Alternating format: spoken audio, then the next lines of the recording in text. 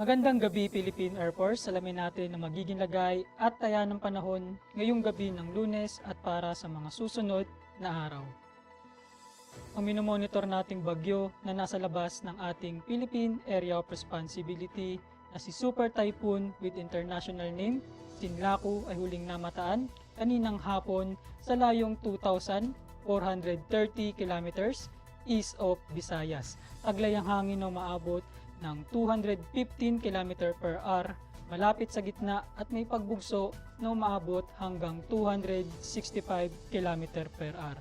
Kumikilos ito pahilaga, kanluran na may bilis na 15 km per hour kung saan inaasahan nga na hindi ito papasok sa loob ng ating Philippine Area of Responsibility.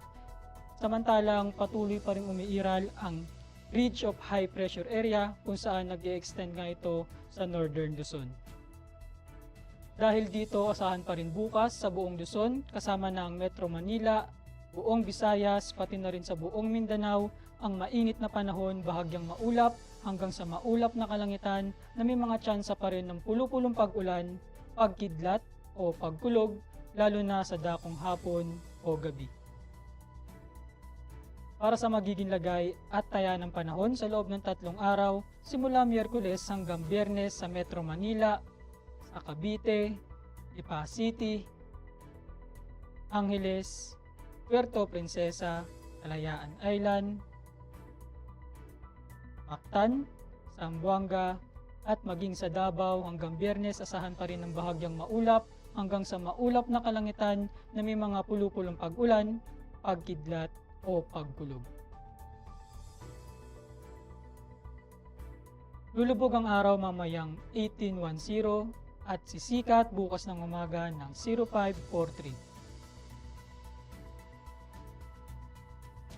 Meron tayong 19% decreasing moon illumination.